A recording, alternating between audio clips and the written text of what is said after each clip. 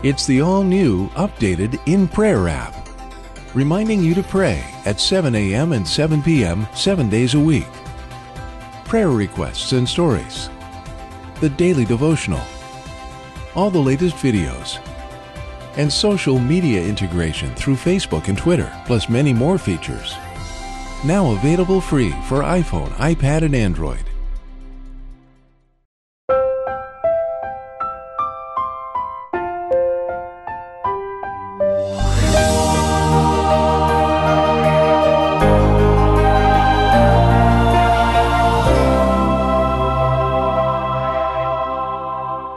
Isang pinagpalang araw po sa inyo lahat, mga minamahal po namin mga kaibigan at mga taga-subaybay.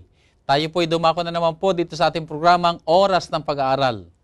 Ako po muli ang inyong lingkod, Pastor Ben Casimiro, at sa ating pong pagtalakay ng salita ng Panginoon, muli natin makakasama si Dr. Tornalejo. Welcome po sa ating programa. Maraming salamat, Pastor Ben, at magandang araw sa iyo. Magandang araw din sa inyong lahat, mga minahal namin na mga kapatiran. Sana po ang lahat ay nasa mabuting kalagayan, maligaya at ating natatamo ang mga pagpapala na ating Panginoong Hesus. Samahan po ninyo kaming lahat sa ating pagpapatuloy sa ating pag-aaral ng ating leksyon. Tayo po ay dadako na sa ating ika-12 leksyon at sa ating pong paksang tatalakayin, ito po ay pinamagatang panalangin, kagamutan at pagpapanumbalik. Sa talakayan po natin ito ay ating pag-uusapan ang kanilang mga kaugnayan sa isa't isa at kung paanong ang kahalagahan ng panalangin ay ating makikita na ito ay ating maging karanasan. Pero bago tayo magpatuloy, tayo muna po dumako sa ating panalangin at pangunahan tayo ni Pastor Tornalejo. Tayo pong lahat ay manalangin. Ama naming banal, makapangyarihan sa lahat, mapagpala naming Ama, narito po kami muli. Lumalapit sa iyo, Ama. Dala namin ang aming papasalamat, dala din namin ang aming papuri sapagkat ikaw ay nagmahal sa amin, ikaw ay nagtanggap sa amin, at ikaw nag-ingat sa aming buhay sa loob ng isang linggo. Narito kami muli, Panginoon, humihiling ng patnubay ng banal na Espiritu na sana po ay mabigyan kami ng kalaman mula sa itaas upang maunawaan namin ang aming leksyon na pag-aralan ngayon. Sana po may kapayapaan sa aming puso at isipan na aming madama upang maging masaya ang aming pag-aaral ngayon. Pagpalain mo po lahat, ang aming lahat ng mga kapatiran at ang aming kahilingan ay amin matanggap sapagkat ito ay aming pinaniwalaan na amin matanggap sa matamis na pangalan na aming tagapagligtas na si Panginoong Hesus. Amen. Amen. Maraming salamat, Pastor. Sa ating pagtalakay ng ating leksyon ay makikita natin dito ang pagdidiin tungkol sa panalangin, sa kagalingan at panunumbalik. Paano ba nagkakaugnay-ugnay ang mga ito? At paano natin ito kapupulutan ng mahalagang mga leksyong ating magandang isakabuhayan? Pastor Ben, ang karamihan ay naaakit sa mga milagro at mahika. Subalit ating pag-aralan ngayon na ang kagalingan ay hindi lamang ito'y tumutukoy sa kagalingan sa physical na aspect ng isang tao. Ito ay may kaugnayan sa kanyang espiritual na pamumuhay, ito ay may kaugnayan sa kapatawaran at sa kasalanan at mahalaga na ating pag-aralan kung ano ang tinutukoy ni Santiago tungkol sa kaugnayan ng panalangin, panumbalik at kagamutan. Isang mahalagang paksa na ating pag-aralan na ito ay ating mabigyan pansin sa ating pag-aaral ngayong linggo. Ibig sabihin nito, Pastor, ay yung palang pagkakasakit ay meron itong spiritual dimension. Kung paanong hindi lang ito sa ating physical na sakit, kundi may nakaugnay din ito sa ating spiritual na kabuhayan. Tama yan, Pastor Ben. Sapagkat yung pag-iisip ng iba, yung mahalaga, yung pinakamahalaga pala, yung kagalingan sa pangangatawan lamang.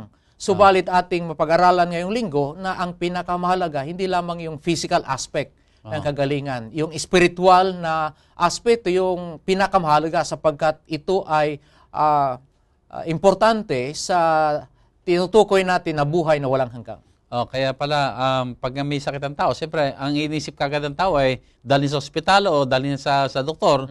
Pero madalas ay nakakaligtaan yung spiritual aspect na pagka nagkasakit ay may spiritual dimension ito, kaya dapat ipinapanalangin din. Dapat ipatawag din ng ang pastor marahil o matanda sa iglesia at sila ay maipanalangin. Anyway, yun itatalakay natin mamaya.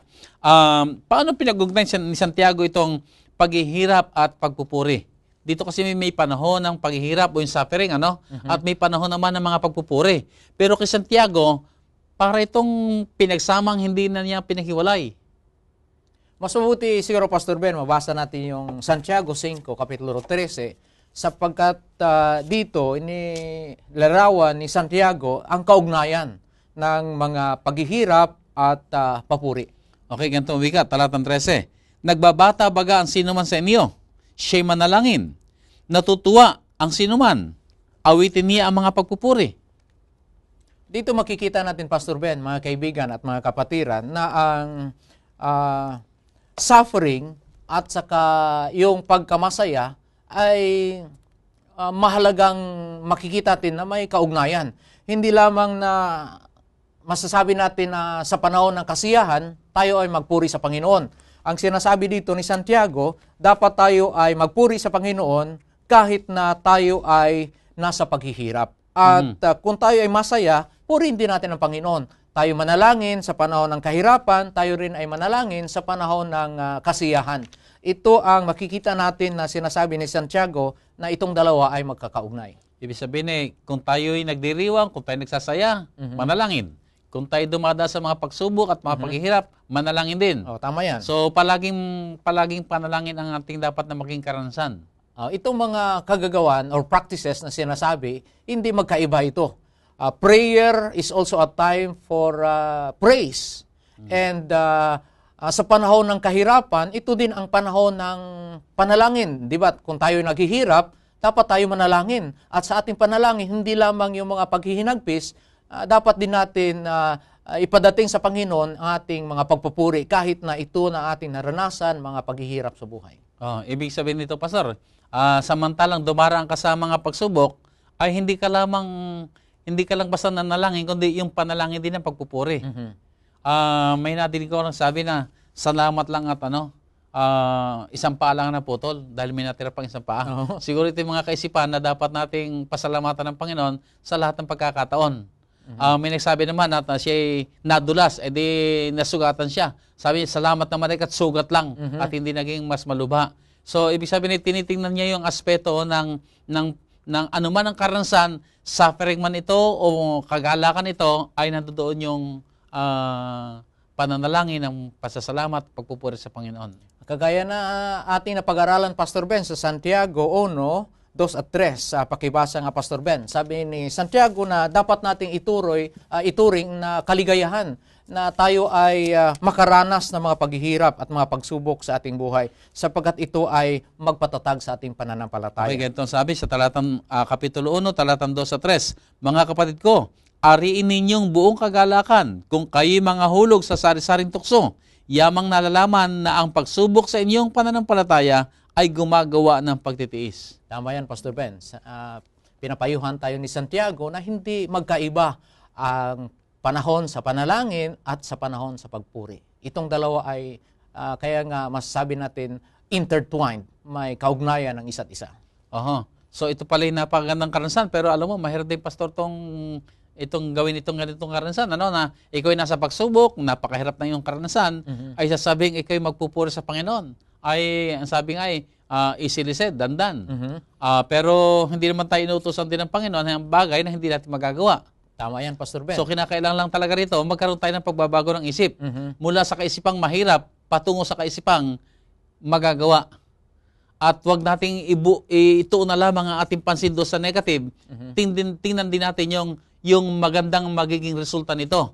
Na ang sabi rito ay, ito yung magiging kadahilanan din upang tayo lalo mapalapit sa Panginoon at maging lalo malakas sa pananampalataya. Tama yan, Pastor Ben. At tinutukoy dito ni Santiago, ang kaniyang payo ay batay or ayon sa karanasan ng mga apostoles, ang mga propeta, na yung mga propeta ng Panginoon, sila ay nagtiis, sila ay nakaranas ng mga kahirapan, ngunit sa karanasan ng mga kahirapan, sila ay napapatuloy sa pagpuri sa ating Panginoon. Kaya nga yung panawagan ni Santiago ay hindi bagong panawagan. Ito ay karanasan ng mga alagad ng Diyos at ito rin ang panawagan ni Santiago na magkikita sa mga alagad ng Diyos sa ating kapanahonan. Okay, so maraming salamat.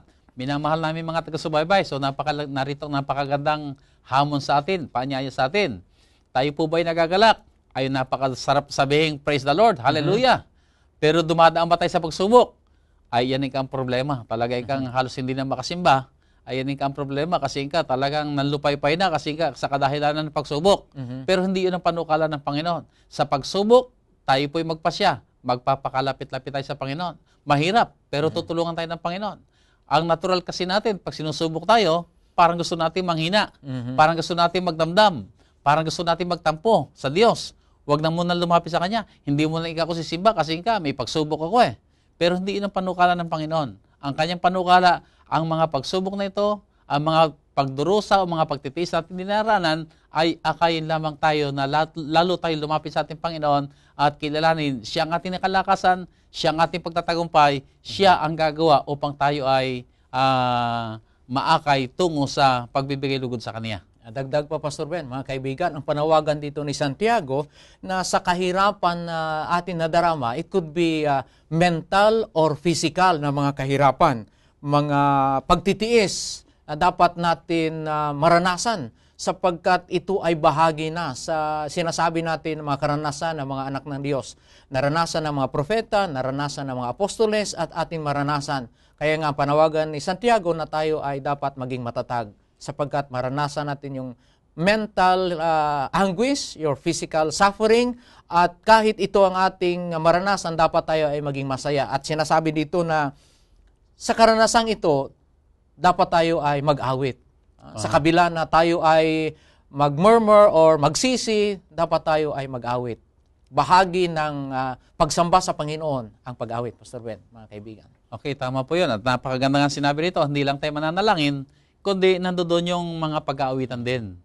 Kaya maganda talaga yung ating marami tayong mga music, Christian music na hanggat mari, i-memorize pa nga natin para sa panahon ng pangangailangan, ito yung kaparaan ng ihahayag natin dito.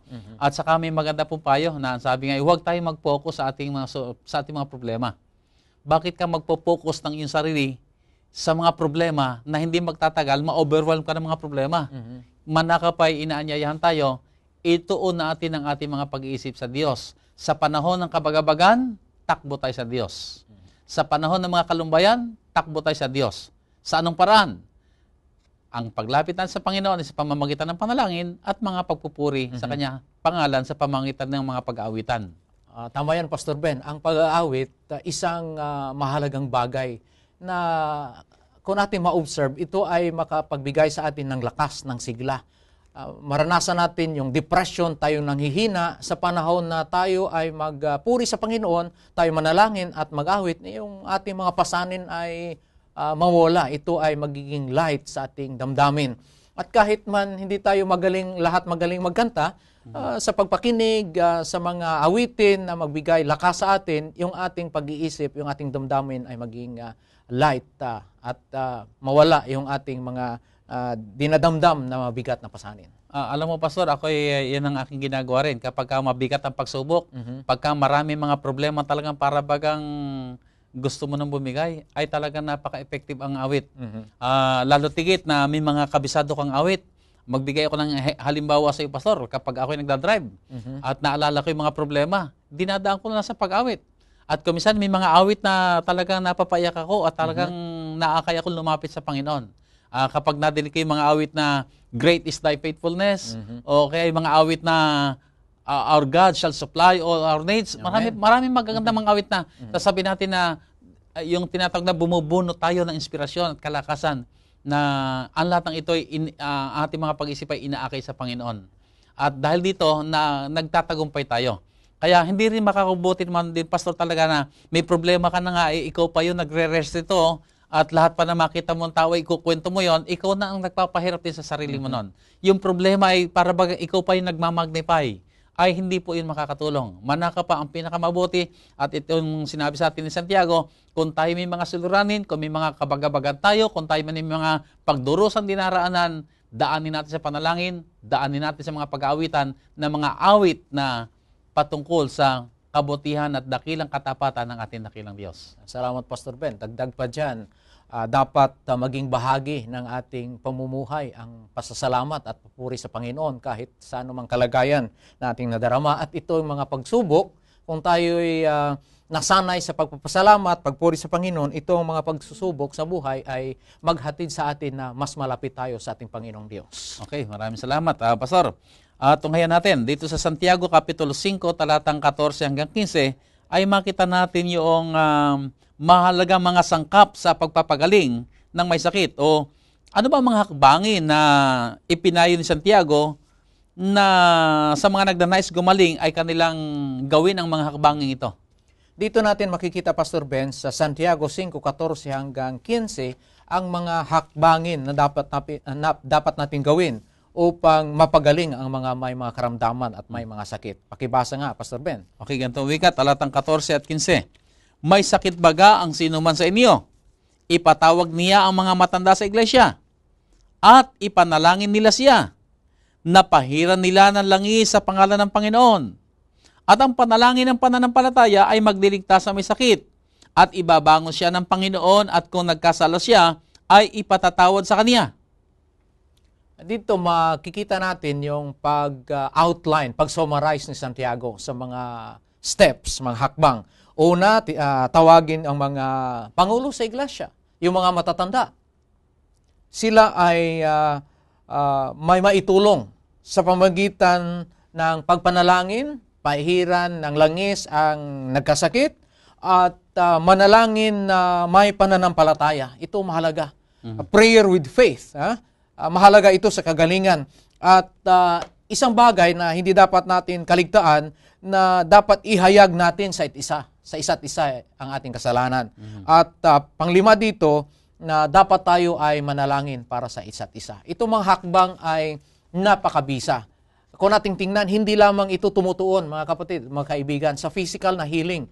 Ito ay may malaking kaugnayan sapagkat yung pinakamalubha na karamdaman ng tao, hindi naman natin masabi na hindi mahalaga yung physical na aspect, subalit ang tinutukoy dito sa mga hakbang, ito ay may malaking kaugnayan sa spiritual healing ng isang tao. Kapatawaran ng kasalanan at tinatawag dito ni Santiago na saving and raising. Ito ay may mahalagang kaugnayan sa pagkabuhay muli. Ating mapag-aralan yan sa mga susunod na punto na ating matalakay, Pastor Ben. Okay. So, sa mensabi ay may mga kaugnayan din itong nabanggit mo kasi hindi lang physical healing, meron ng spiritual healing na hangad ng Diyos na hindi lang yung physical healing ating maging kagalingan, kundi gumaling din tayo sa ating spiritual na kalagayan o kalusugan. Ano ba ang kaugnayan ng sakit sa kasalanan? Kasi nabanggit mo kanina, yung mga spiritual aspect ng buhay at saka itong physical healing nito ay may kaugnayan. So tingnan naman natin ngayon itong kasalanan at saka sa pagkakasakit. Paano sila nagkakaugnay? Ang lahat na mga nadarama natin dito sa mundo, mga physical pains at mga sickness, hindi natin masasabi na ito'y lahat na mga pagdurusan natin, mga pagtitiis, mga kahirapan ay direct result ng ating nagawa ng mga kasalanan. Subalit kung ating pag-aral mabuti, alam natin na ang lahat ng ito, yung ugat ay yung ating unang kasalanan, yung kasalanan na nagawa ni Adan at ni Eva, ito ay may kaugnayan sa ating kalagayan ngayon. Subalit hindi natin masabi na yung nadarama mo na sakit, yung nadama mo ay direct result ng acts of sin mo. Subalit ito, atin aminin, ito ay may malaking kaugnayan. Ibig sabihin ay ang mga sakit ay nakaugnay sa kasalanan. Pero hindi lahat ng sakit ay diretsong bunga ng kasalanan. Ibig sabihin siguro na ay halimbawa may sakit ka. Hindi ko sasabihin na, may sakit ka, may ginawa kang kasalanan siguro. Tama yan. Bagamat sabi natin marahil may nilabag ka sa batas ng kalusugan, Pero hindi lahat naman ay sa kadahilanan ng kasalanan. Pero alam natin ang bunga na dahil sa kasalanan, ang lahat ng tao ay nagkaroon ng pagkakasakit. Yeah. Totoo yan, Pastor Ben. Kaya nga, binabanggit dito sa ating leksyon na ang pagpapatawag ng mga pangulo sa iglesia, ng mga matatanda sa iglesia, at saka yung pagpahid ng langis, at ang kaugnayan ng pagpapahayag ng ating kasalanan, ito ay tumutukoy hindi lamang sa mga ritual. Sapagkat nakikita dito ni Santiago at kanyang ipinapahayag dito sa atin na ito ay may kaugnayan sa espiritual na pamumuhay ng isang mananampalataya. Hindi lamang sa physical na sakit, ito ay tumutukoy din sa spiritual sickness and that is sin. At kailangan, sinasabi dito ni Santiago na matamo natin yung manumbalik yung ating kalusugan at lalo na ang kapatawaran. Mhm. So, nabanggit mo kanina yung mga ugnayan ng spiritual sa physical. Dito tingnan naman natin yung kagalingang binabanggit dito ay ano bang, halimbawa, mayroong isang taong may sakit, ipinanalangin, hindi naman gumaling. Siyempre, ang pakiusapay, kaya pinatawag yung matanda sa iglesia ay para ipanalangin at gumaling. Pagkatapos ng panalangin ay hindi naman gumaling. Siguro sabihin natin na worse pa naging kalagayan, after na ipanalangin ay namatay pa. So, nasaan dito yung kagalingang pinangako na kung ang sino man ay ipapanalangin ay tatanggapin niya ang kagalingan? Isang magandang punto yan, Pastor Ben. Kasi ang karamihan naniniwala na pag matatag ang panampalataya at mataimtim yung ating panalangin, lahat ng ating kahilingan sa kagalingan ay pagkaloob ng ating Panginoong Hesus. Subalit yung tinutukoy dito ni Santiago, mga kapatid at mga kaibigan, yung pananampalataya na matanggap natin ang ating hinihiling ayon sa kalooban ng Panginoon. Bagamat hindi natin matanggap yung kagalingan sa ating spiritual, sa ating physical na buhay, ito'y matanggap natin sa pamagitan ng spiritual na kagalingan ng ating buhay. Sapagkat ang tinutukoy dito na Santiago sa paggamit niya ng mga salita na kaligtasan at pagbuhay ay ito ay tumutukoy sa pagbuhay muli or sa resurrection. Na ito ang pananaw ni Santiago na kahit hindi madama natin yung kagalingan sa ating physical aspect, sa panahon ng pagkabuhay muli, ang lahat ng ating mga karamdaman, ang lahat ng ating mapagdurusa ay ito ay mawala na. At tayo ay mamuhay na malusog, mapayapa at lalo na walang kasalanan sa harapan ng ating Panginoong Diyos. Ibig sabihin, yung tinutukoy ditong kagalingan ay hindi ito nakapako doon sa kagalingan lang na physical. Maaring hindi gumaling na physical, pero hindi nangangulugang, hindi tunugon ng Diyos ang panalangin siya'y pagalangin. Kundi nandito rin yung kaisipan na hindi karaka-raka lamang ay pinagagaling, subalit may takdang panahon na gagawin ng Diyos ang kagalingan ay bibigay sa Kanya yung kabuuan. Tama yan, Pastor Ben. Mabasa natin yan sa Santiago 5, versikulo 20 upang maunawaan natin yung mas malawak na tinutukoy tungkol sa kagalingan. Okay, Pakibasa nga, Pastor Ben. Ganito wika. Ay alamin nito na ang nagpapabalik loob ng isang makasalanan mula sa kamalian ng lakad niya ay magdiligtas ng isang kaluluwa sa kamatayan at magtatakip ng karamihang kasalanan. Anong tinutukoy dito ni Santiago na makaligtas sa atin sa kamatayan? Ang pagpanumbalik sa relasyon natin sa isa't isa, sa Panginoon, at ang pagpapatawad sa ating mga kasalanan. Ito ay magbigay sa atin ng buhay na walang hanggan. Kahit man, mga kapatid, ang ating mga karamdaman, ang ating mga sakit, sa ating physical na aspect ay hindi magaling, ang mahalaga na magaling at mabuti ang ating katayuan sa harap ng ating Panginoong Diyos. So dito sa ating leksyon ay pinapakita, hindi lang yung physical healing, meron siyang spiritual healing, meron din siyang relational healing. Kakabuuan ng tinitingnan na pagka tayo pinanalangin pagalingin, ay hindi lang yung physical ang papagalingin, kundi yung kanyang spiritual. Kaya nga, ang sabi nga, inihingi ng patawad. Kasi nandoon yung spiritual healing. At siyempre, kung nasira rin ang relasyon sa ating kapwa, ay yung relational healing din yon. So, package ang gusto ng Panginoon. Ngayon, kung hindi kagad ang tao isang gumaling, hindi ibig sabihin na hindi tinugon ng Panginoon. Kasi, Pastor, may nagsasabi rin, hindi ba kalooban ng Diyos na pagalingin yan? Ako'y naniniwala, kalooban ng Diyos na pagalingin ang lahat ng may sakit. Pero ang tanong, Ang issue ay hindi kung willing ba ang Diyos na magpagaling. Willing siya magpagaling. Pero ang tanong siguro rito ay, ang issue rito ay, kailan niya pagagalingin? May mga halimbawa tayo makita na right away, ipinagaling ng ating Panginoon. May mga pagkakataon naman na it takes time para gumaling. Pero may mga pagkakataon din ay sa resurrection na lamang ang ibibigay na kagalingan. Okay, totoo yan. Iyan nga ang sabi ni Santiago na sa ating panalangin na may pananampalataya, itong pananampalataya ay tumutukoy sa pagtanggap kahit anong kaloob o kalooban ng Panginoon Diyos tungkol sa atin. Hindi ibig sabihin na hindi gusto ng Diyos na tayo ay maging magaling, ngunit handa tayo magtanggap anuman yung kalooban ng Panginoon para sa atin. Hindi natin alam na ang mas nakakabuti sa atin, ang panawagan sa atin, ipaubaya natin sa Panginoon.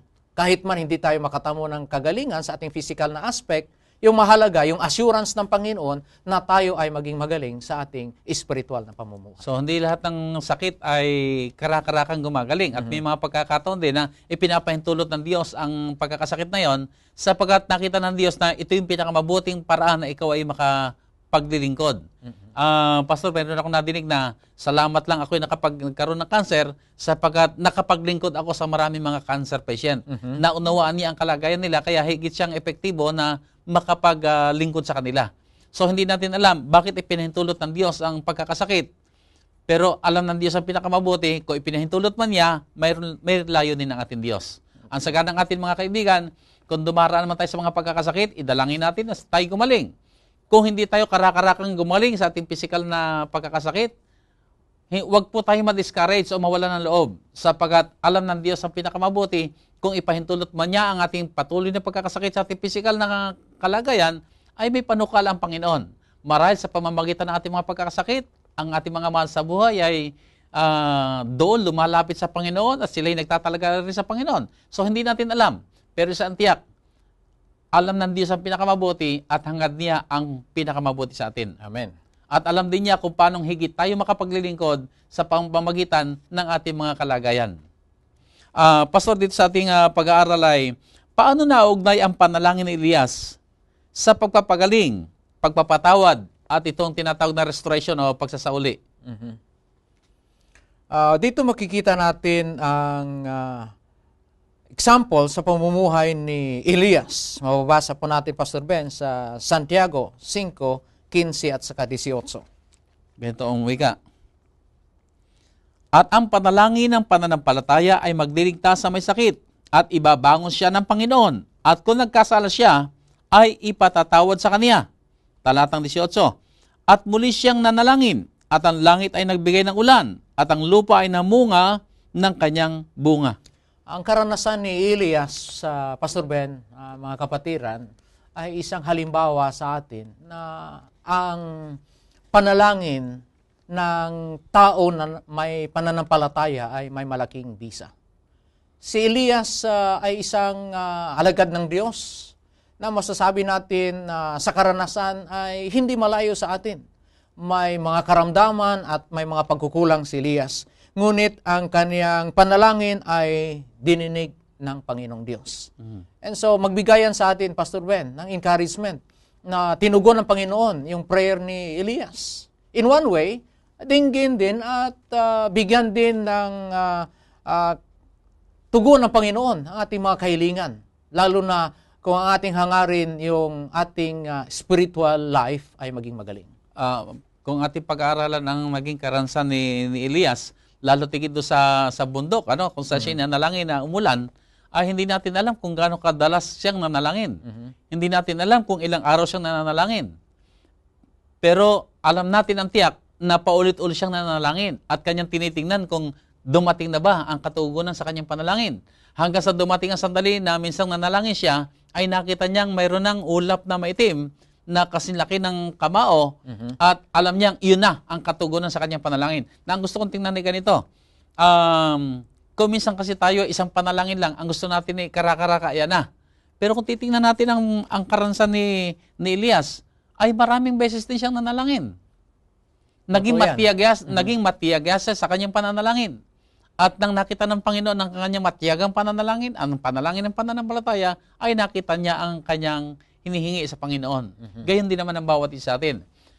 Kung meron man tayong mga karamdaman, huwag po tayong, sabi natin, basta ako, minsan ko pinanalangin, dapat tapos na yon, dapat yun na yon. Ay huwag po ganoon mga kapatid, mga kaibigan, sapagkat ipahayag din natin yung ating masugid na pananalangin na yun ay ebidensya ng ating pananampalataya sa ating Diyos, na ang Diyos natin ay gagawa para sa ating kapakanan.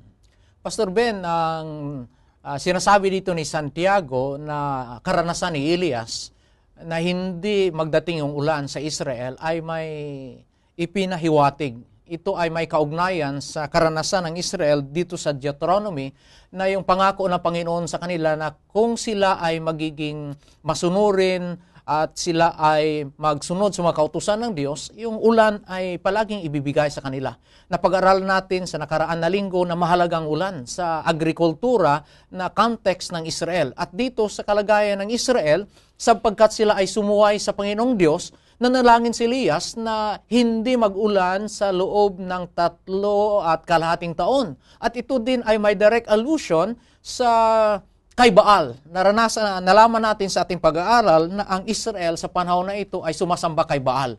Sa pamamagitan ng pamumuno ni Jezebel at ni Ahab, nagsasamba ang Israel sa kay Baal. Si Baal ay Diyos ng ulan at kidlat, subalit may kapangyarihan si Baal sa paniniwala ni Jezebel at ni Ahab. Sa loob ng 3.5 taon, walang ulan sa Israel. Nagpapakita na mas makapangyarihan ang Diyos ni Elias kaysa Diyos-Diyosa na si Baal.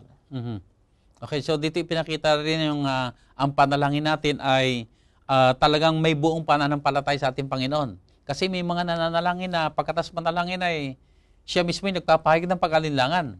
Kaya dito pinapakita sa atin, kapag nanalangin tayo, ipakita natin yung ating pananampalataya. Ito'y naibahagi ko na minsan isang pagkakataon. May kumausap sa akin, ang huwi kay Pastor, ipanalangin mo nga kami na makapagpatayo na kami ng magandang simbahan. Kasi ang kanilang simbahan ay parang isang garahe lamang na maliit. At sabi natin hindi talaga lugar para sambahan. Pero dahil yun lamang ang parasong lugar nila, ang sabi ay, Pastor, ipanalangin mo naman kami. Magkaroon na kami ng magandang simbahan. Ang sabi ko, sige, ipapanalangin natin. Ay di aking hiningi ang aking ipinanalangin at hiniling sa Panginoon ang mga pagpapala, ibigay ang mga pangangailangan upang maitayo nila ang magandang simbahan, upang sa lugar nilang yon ay maitayo ang karangalan ng Panginoon. Pero pagkatapos ko manalangin, ang sabi sa akin ng elder ay, Pastor, mapakaganda ng iyong panalangin. Kaya lang malabo yan. Sino man ikaw magbibigay sa amin ng kwarta na galing sa na ganyang kalaking itatayo na bahay, sambahan ng Panginoon. At saka, wala naman kami mga kakilala sa Amerika. Wala naman kami mga contact sa abroad para ipagawa ng malaki. Magkaroon kami ng simbahang itatayo. Ang sabi ko, kapatid, ay di ba tayo nanalangin, humihingi tayo sa Panginoon? Ay bakit kayo na kontra sa ating panalangin? Na para ba sinasabi niyo, Panginoon, bigyan mo kami. Kaya lang, hindi namin alam saan kami kukuha. Ay bakit hindi tayo manampalataya na yayamang ang Diyos ang may-ari na lahat ng mga bagay, sampalatayan na natin. Kalooban ba niya na magkaroon tayo ng magandang simbahan? Kalooban niya. So bakit tayo mag-alinlangan? Hingin natin may pananampalataya at tayo patuloy na magtiyagang manalangin at ako'y naniniwalang ibibigay ito ng Panginoon. Tama yan, Pastor Ben. At saka sa karanasan ni Elias, ginagamit ito ni Santiago sa pagpapahayag na isang malaking leksyon na sa paggawa ni Elias, doon nagsimula yung pagbabago at reformasyon sa Israel. Kagaya ng nagawa ni John the Baptist. At ito ay panawagan din ni Santiago sa bawat isa sa atin na yung ginampanan ni Elias na gawain sa Israel sa panahon ng malaking apostasya, yung ginampanan ni John the Baptist, ang panawagan na manubalik sa Panginoon, ay panawagan din natin sa mga tao na dapat tayo ay maging matatag sa ating pananampalataya, magbalik loob sa ating Panginoon, magsimula ng revival at reformation, kagaya ng nagawa ni Elias sa panahon sa Israel. Pastor, ako'y magtatanong sa iyo. Kung ikaw inanalangin may pananampalataya, at ang panalangin talagang sabi natin, ito na yung lifestyle mo na hindi ka maaaring matulog, na hindi mo na manalangin. Sabi natin, halimbawa, mayroon kang napakahalagang kahilingan at ibinigay ito ng Panginoon. Anong nagiging epekto nito sa iyo? Ito, Pastor Ben, may malaking epekto. Ang ibig sabihin, mas maging malakas ang paniniwala mo, mas maging matatag ang paniniwala mo sa Panginoon sapagkat yung kahilingan mo ay ipinagkaloob ng Panginoon. Sa isang dako, kung hindi naman natin matanggap yung ating hinihiling, hindi ibig sabihin na mawalan tayo ng pag-asa, mawalan tayo ng pananampalataya. Kasi yung iba, yung karanasan, nagsabi na ako ay nanalangin na mataimtim na yung aking kaibigan, yung aking asawa ay magaling. Subalit hindi man dininig ng Panginoon yung aking panalangin. At ito ay maghatid sa kanya na mawalan ng pag-asa, mawalan ng pananampalataya sa Panginoon. May naranasan na ako, Pastor Ben, na kakilala na pangulo sa iglesia. Yung kanyang asawa ay nagkasakit. Na panalangin siya sa Panginoon na sana bigyan pa ng dagdag na mga araw ang kanyang asawa. Subalit ang kanyang kahilingan na ang kanyang asawa ay mabuhay pa ng ilang araw ay sabi natin parang hindi tinugon ng Panginoon. Because of that, hindi na siya nagpatuloy sa kanyang pananampalataya. Iyan ay isang masabi natin na masama na reaksyon ng isang tao. It's a sad experience. Ibig sabihin na pag hindi ipagkaloob ng Panginoon ang ating hinihiling, wala na tayo, hindi na tayo maging totoo sa Kanya. Yung panawagan dito sa ating leksyon, kahit anuman ang mangyari, sa kagaya ni Job, sa kagaya ng mga apostoles, sa kagaya ng mga propeta, mga kaibigan, ang ating pananampalataya sana ay hindi matinag kahit anong mangyari. Maganda sinabi mo, Pastor, meron niyang kasabihan na let God be God.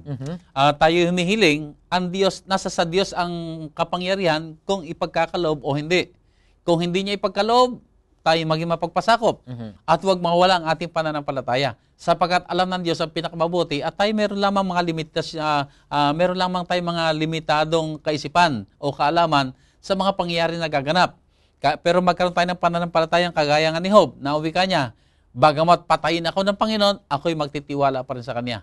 Ito'y napakagandang kaisipan na sa ating mga pananalangin, kung ito ibigay ng Panginoon, salamat. Kung ito hindi ibigay ng Panginoon, ang wika, let God be God. Tama. And God knows what is best.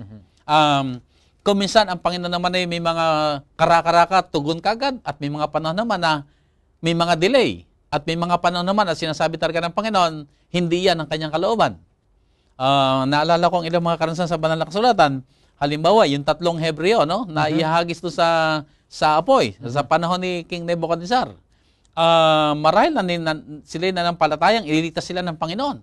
Pero nakita natin kung paano ipinahintulot ng Diyos. Sila inihagis sa apoy. Pero hindi nawala ang kanilang pananampalataya. At dahil sa pananampalataya nilang yon, iginalang ito ng Panginoon at nakasama nila ang Panginoon sa apoy ng pagsubok. So, kung minsan ay ipaparaanin tayo ng Panginoon sa mga pagsubok, sa mga paghihirap, sa mga pagsubok, sa mga tinatawag natin suffering. Pero kung ito ang panukala ng Panginoon at meron siyang purpose, salit na tayo ma-discourage o manlupaypay, ay bagkos tayo lumapit sa Panginoon at ating hilingin, dagdagan pang ating pananampalataya at bigyan tayo ng kakayahan, matawid natin ang mga pagsubok na yon. Amen. So, sa ganito mga bagay, ang panalangin natin ay palaging nandoon yung pagpapasakop. Manalangin tayo may pananampalataya, pero hindi naman ibig sabihin na hindi tinugon ang ating kahilingan, ay kulang tayo sa pananampalataya. Ito'y nasasabi ko sapagkat may nakiusap sa akin, Pastor, pakipanalangin mo naman ito, na itong kanilang mga panukala, magkaroon ng kaganapan. Di aking pinanalangin at lumipas ang ilang mga linggo, tuloy-tuloy lang sa pananalangin. Kinakamusta ako kung pinapanalangin ko raw. Sabi ko, sige lang, tuloy-tuloy tayo sa pananalangin. Ay lumipas ang mga ilang buwan, ang sabi sa akin, Pastor, ay mahina pala ang pananampalataya mo. Hindi pa nagaganap hanggang ngayon. Ang sabi ko, ay may panukala ang Diyos. Hindi natin alam. Hindi ngayon at nanalangin ka, ikaw na ang masusunod, na para bagang walang magagawa ang Diyos, kundi maging sunod-sunuran na lamang sa iyo. Ay hayaan ka ako natin, ang Diyos ay maging Diyos. Kung anong kanyang pasya, igalang natin. Kung ibigay, salamat. Kung hindi ibigay, alam ng Diyos ang pinakamabuti. Tama. At marahil, baka naman kako yung inihingi natin, minabasa rin kasi ako sinulat ni Ellen White, na wika niya, ay pagdating natin sa langit, meron tayong mga papasalamatan sa ating Panginoon. Yun ay mga unanswered prayer. Mga panalangin, mabuti na lamang, salamat sa Panginoon, dahil hindi niya ibinigay sa atin yung kahilingan natin noon. Kasi kung ibinigay sa atin, baka yun ang ating naging kapahamakan. So ang ating kaisipan dito ay, Bagamat nananalangin may pananampalataya, nananalangin ding may pagpapasakop sa ating dakilang Diyos. Amen. Pastor, dito sa pagpapatuloy natin pag-aral, si Santiago ay namanhik na gawin natin ang gawain ni Propeta Elias. Paano natin ito sasagawa? O ano kailangan makita sa atin upang magawa natin ang gawain na ginawa ni Propeta Elias? Balikan natin yung punto na atin talakay kanina, na yung modelo ni Elias sa kanyang panalangin ay naghatid ng malaking reformation, malaking panibago at panumbalik doon sa kasaysayan ng Israel. At karamihan sa atin, nakikita natin yung malaking ginawa ni Elias doon lang sa Mount Carmel. Subalit kung natin ipagpatuloy ang pag-aaral sa buhay ni Elias, makikita natin na ang kanyang nagawa ay doon din sa mga maliliit na mga bagay, kagaya sa mga maliliit na baryo doon sa Israel, ang pagpatayo ng mga paaralan ng mga propeta at ang kanyang palaging panawagan na manumbalik sa Diyos. So itong mga ginawa ni Elias at dito din sa mga ginawa ni John the Baptist ay dapat natin tularan, na ang mga mangangaral ngayon, mga pangulo sa iglesia, dapat manawagan sa mga kapatiran na ang example ni Elijah at ni John the Baptist na panawagan, manumbalik sa Diyos, ay atin din gawin. Ibig sabihin nito ay kung paanong ito si Propeta Elias at kung paanong sina John the Baptist na ito ay nanawagan sa mga taong sila'y magsisi-pagsisi at sila'y magsipagbalik sa loob sa Diyos, ay ito rin ang gawaing ipinapagawa sa atin ni Santiago.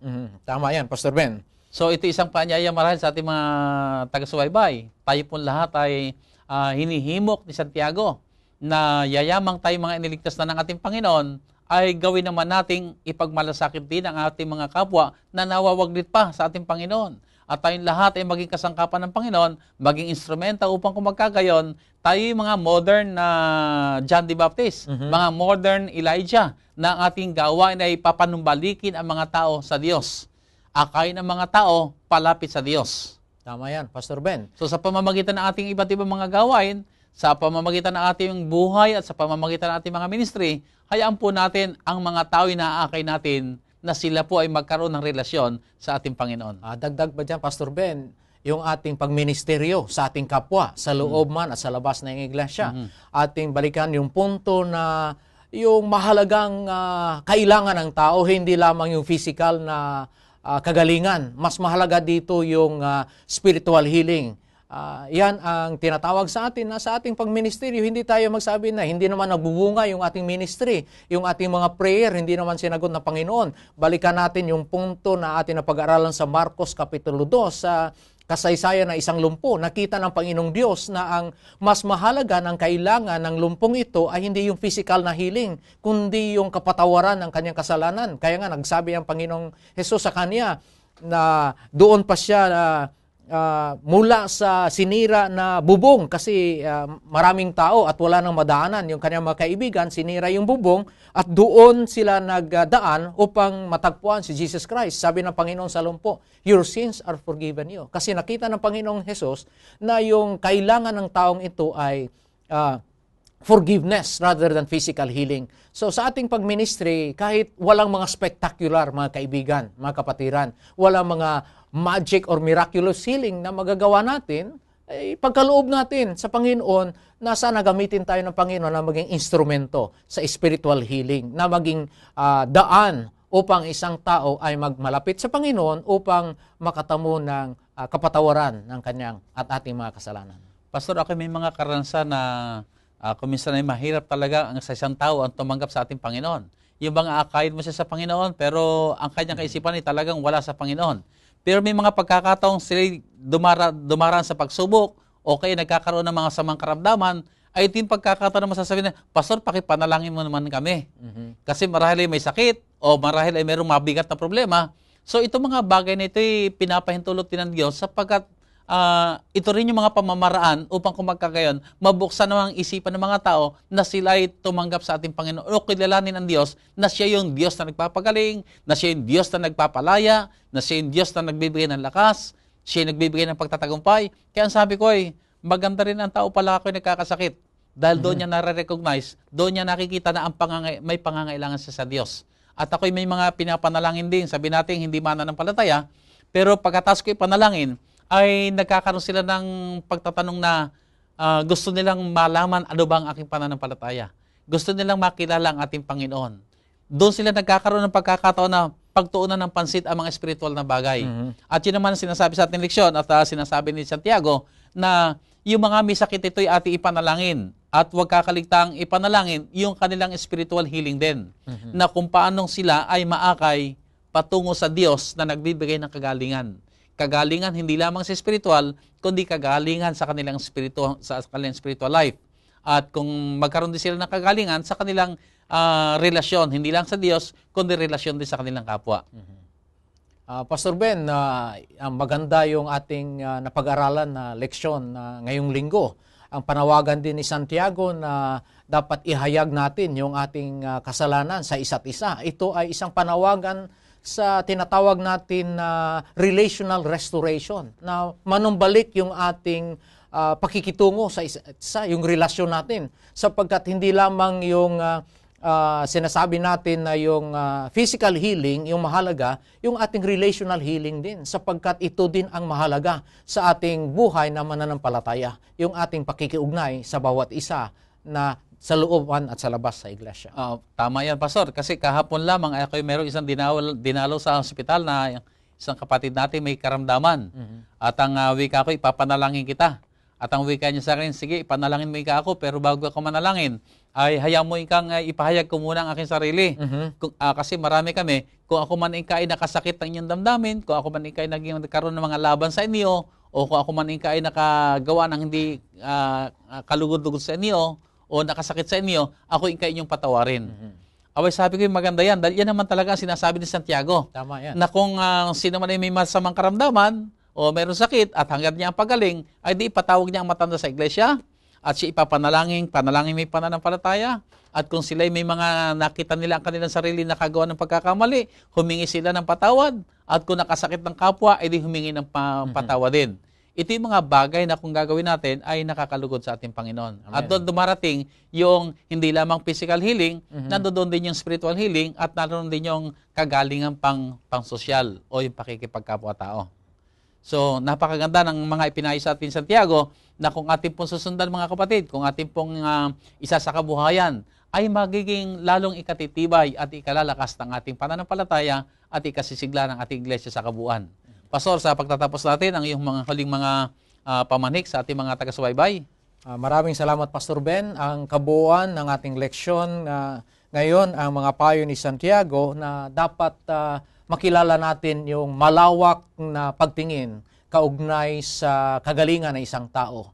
Ito ay tumutukoy sa pangkatapusan na healing na tinatawag natin na matamo ng bawat isa during the time of resurrection. Na ang lahat ng mga nadarama natin, na mga sakit, mga paghihirap sa buhay ay mawala na. At kahit man dito sa mundo ay tayo mamamatay, ang pag-asa ng isang mananampalataya na darating ang araw na tinutukoy ni Santiago dito, the time of healing or saving and raising, na tumutukoy sa pagkabuhay muli na wala ng kamatayan. Okay, maraming salamat, Pastor. Sana po mga ginugo ng mga subaybay, mga taga-subaybay, tayo po ay nagkaroon ng lalo pang malawak na pagkaunawa ng kalooban ng Diyos na ang kanyang panukala, tayong lahat ay magsigaling. Kung tagapin natin ngayon ang spiritual healing, ang physical healing, at ang relational healing, salamat sa Panginoon at itong kanyang panukala. Kung hindi man ibigay sa ating kagad ngayon ang kagalingan, isa ang tiyak, sa ating pag-aaral, binibigyan ng diin, mga minamahal ng mga kaibigan, ang healing na tinutukoy, hindi lamang physical, kundi naroon din ang spiritual healing.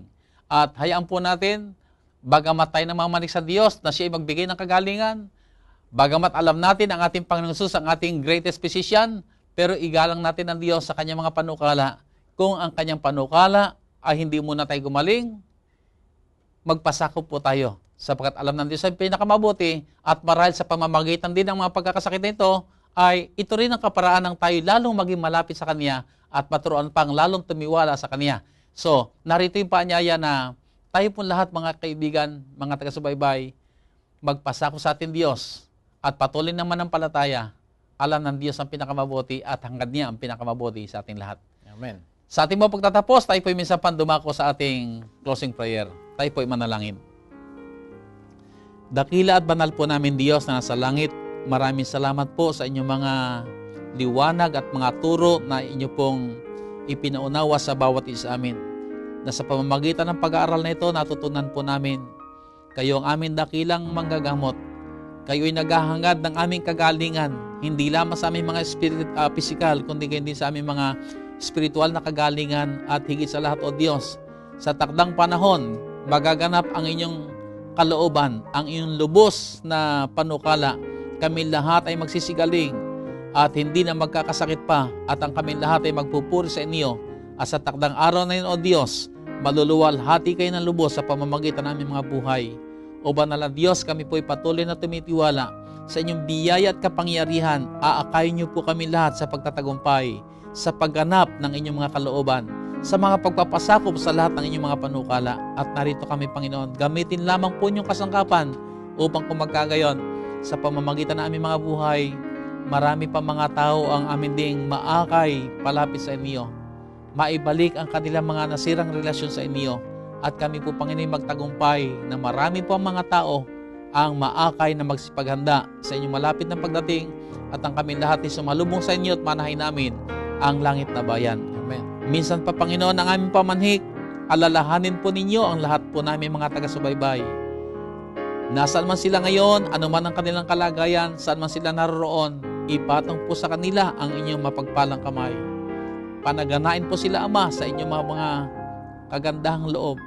Managana sila, Ama, sa inyong pag-ibig, sa inyong kapayapaan, sa inyong kagalakan. Salamat po na inyong tinugon ng aming mga dalangin. Alang-alang po ang lahat sa dakila at banal na pangalan ng aming Panginoong Hesus. Amen. Amen. Muli po, maraming salamat po mga kaibigan na kami po inyo sinamahan sa ating isang oras na naging pag-aaral ng salita ng Panginoon at muli ang aming panyaya. Sa darating po linggo, magkasama-sama po tayong muli dito sa ating programang Oras ng Pag-aaral.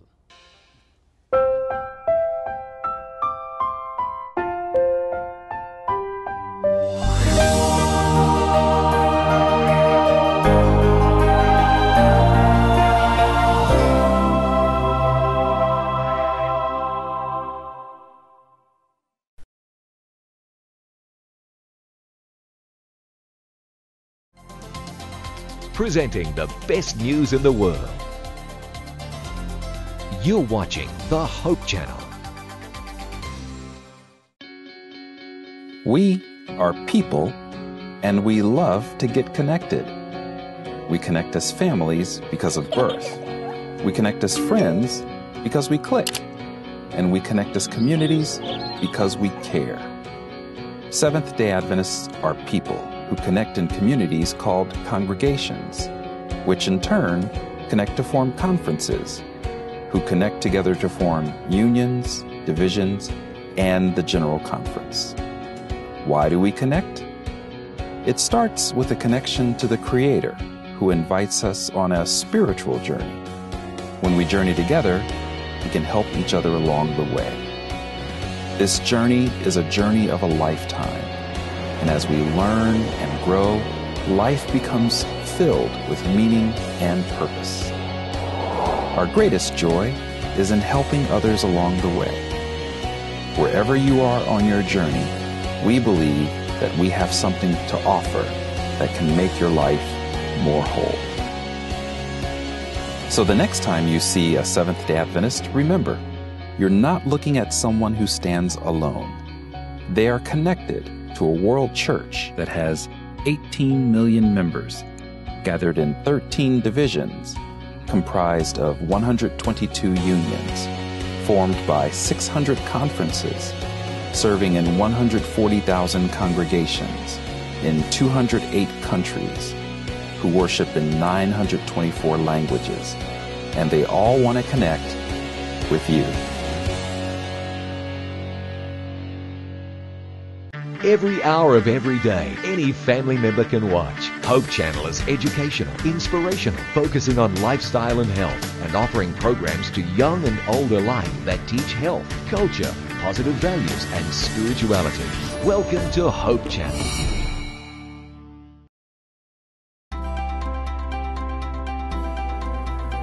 It's the all-new, updated In Prayer app.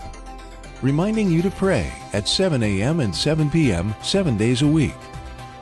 Prayer requests and stories, the daily devotional, all the latest videos, and social media integration through Facebook and Twitter, plus many more features. Now available free for iPhone, iPad, and Android.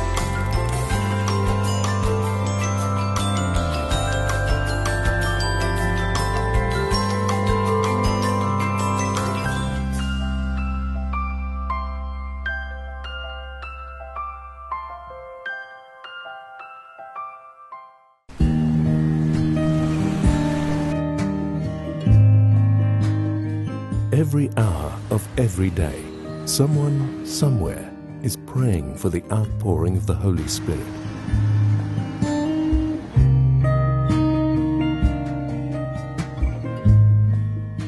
"777", praying at 7 a.m. and 7 p.m., 7 days a week.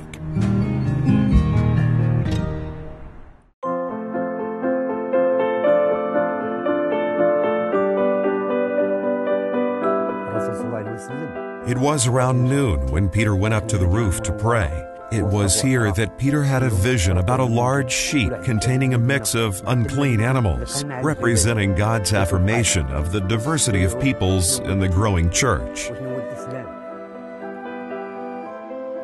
We had heard that Peter was staying at the house of Simon the tanner, and were instructed by Cornelius the centurion to go out and find him. While Peter was still thinking about the vision, the Holy Spirit told him to go downstairs because 3 men were looking for him. Peter went down and told the men that he was the one they were looking for.